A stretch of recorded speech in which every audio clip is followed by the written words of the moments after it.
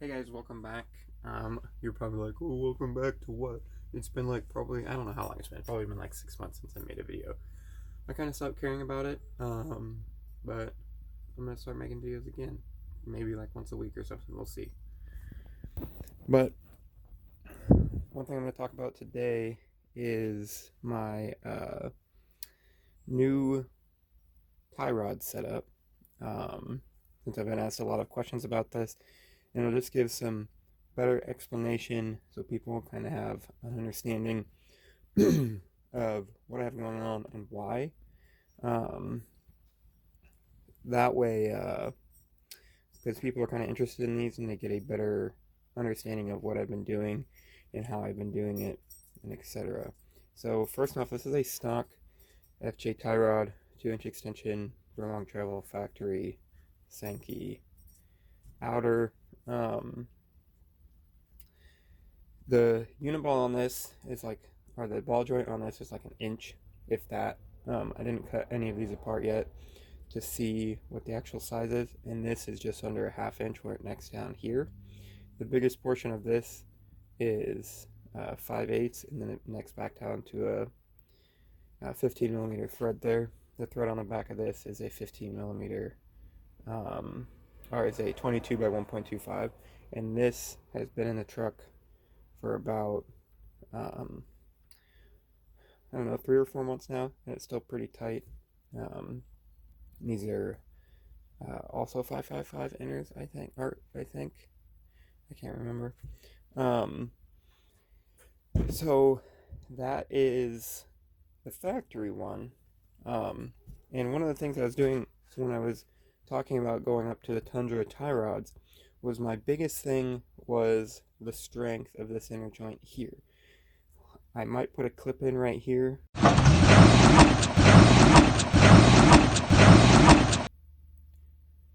And if I did put that clip in, any side hit on a tire, so if you're wheeling and you hit the side of a tire super hard, or if you're wheeling and you're like climbing up a rock and putting a ton of pressure and holding the wheel straight, this joint has a plastic liner in it.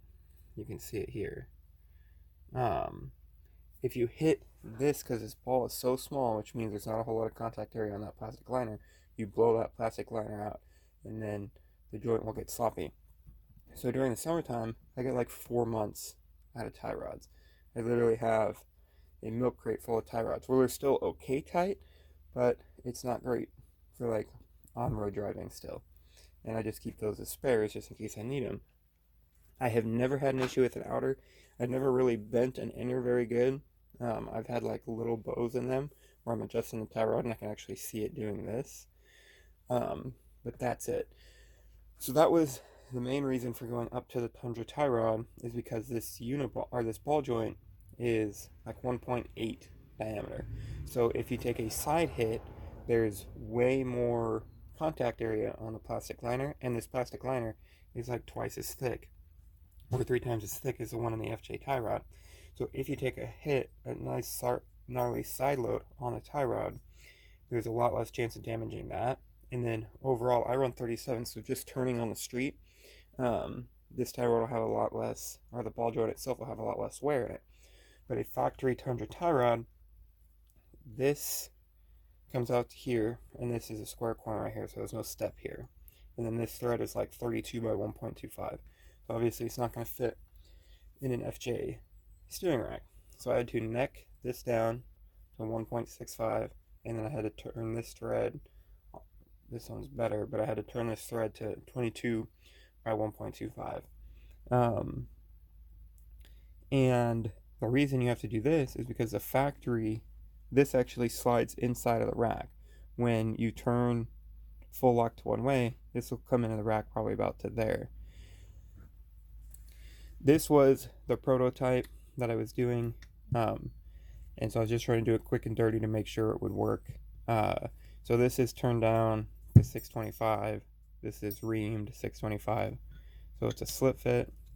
So it slides on there nice, like that. And then this went inside of there. And then it sat all the way down against that shoulder. And then is going to get plug welded here, here, and here, and then full bead around that outside. And then that was the prototype.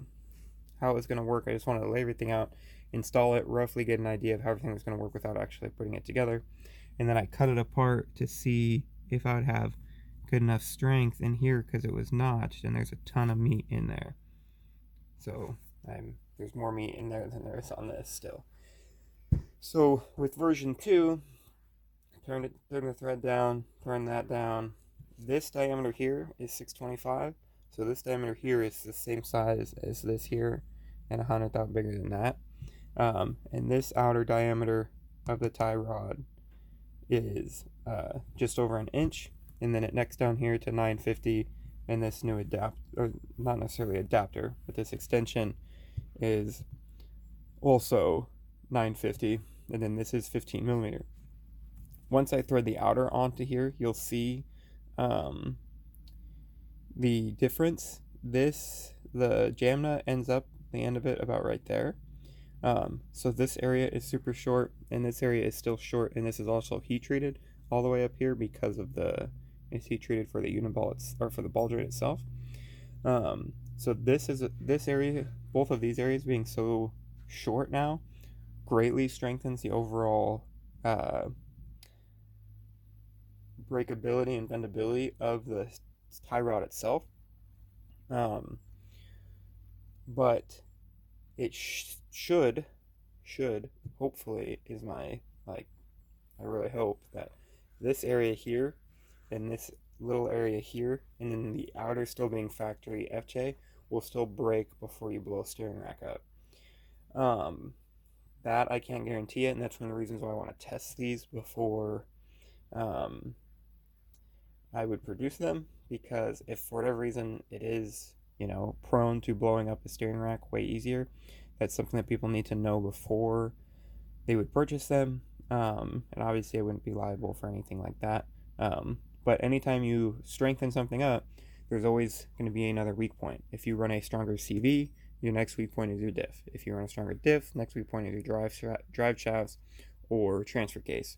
And then if you run a stronger transfer case, it just keeps going back and back and back and back until you find the weak point. There always has to be a weak point somewhere, and it is easier to run a smaller tie rod and bend a tie rod on a trailer and replace it real quick than it is to run a beefy tie rod and blow up a steering rack. So there's like a mixture there that you want to be on. My main goal with this was to strengthen this ball itself, hoping that I could get more life out of a tie rod. The overall tie rod being stronger is just like a counterpart of that. And if it does become an issue that I would be breaking, like if something does happen to a steering rack, I basically would make this portion of this threaded portion, I would turn it back further, and just not have it threaded, and that would essentially put a weak point into it, and I could play with diameter on that and try to get it to a good breaking point, to where it still tries to protect the rack as much as possible. But for now, I'm going to run it as beefy as I can and see what happens. This being the Tundra tie rod, this is actually the full length of a Tundra tie rod. So if you line it up like this and you look at it compared to an FJ tie rod, the Tundra tie rod is actually about an inch and a quarter shorter than an FJ tie rod, and that's because the outer on a Tundra is so long. So even to run this on a factory with FJ, which I have not looked into development for, which a lot of guys have asked about, if I was to run this on a factory with FJ, it would still technically need an extension. But my goal was with the extension was to make it as one piece as possible and not have to deal with having another, basically threading into here to thread into here. It's just an extension, right? This will thread onto here, and the factory thread here is 22 by 1.25. So it's the same thread as what's in an FJ rack. But if you were to make an adapter for 22 millimeter down to what I needed for this, the tie rod would end up being like an inch and a quarter, inch and 3/8 all the way back here, and that would have hit my coilover. So I had to do something to turn this down to make the whole unit only an inch or smaller.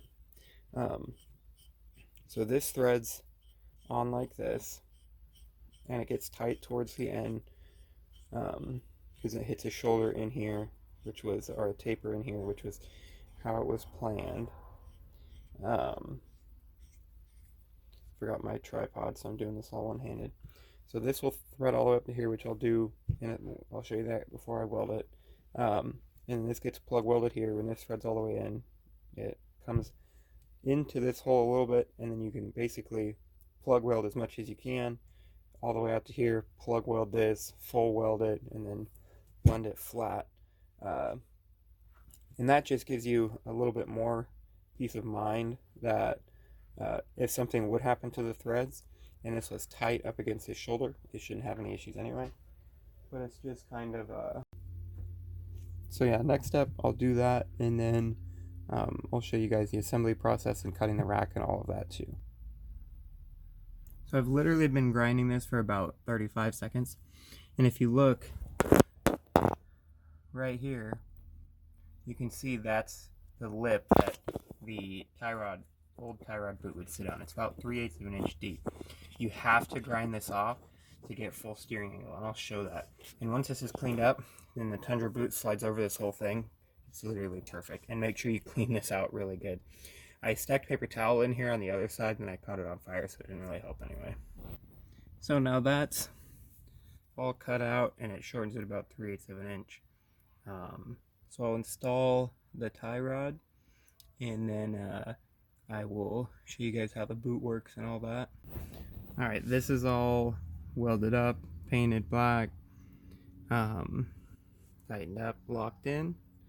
Now I'm going to put the boot on and put it in the outer, pop the extension off, put it in the outer, and align it. So this side is done now, threaded into the outer, extension's off, a little bit of thread there, just need to throw twin plates on it. In alignment. This is a Tundra boot. They didn't fit as good on the FJ rack as I would have hoped, so I might look into something different there, but they're not going to go anywhere. This is where they're supposed to stop. I slid them up as far as I could, so they don't hit the coil over. But yeah, that's that. I'm going to touch that up with paint because of using the wrench on it a whole lot. And this is this side, same thing, I need to touch that up with paint there. And we'll be good to go. Start testing them out. I have been asked to do a new walk around video on this, so I'll be doing that real soon because I got new stuff like those to talk about. My inner fender well being cut out. My battery is now over here now. It's not, I mean, it's cut out, but it's tubbed. And then this back here is 3-linked, so you can see the long arm or link there, upper link, and then the lower links are moved up. You can see it on the other side. So I'll be going over all that soon.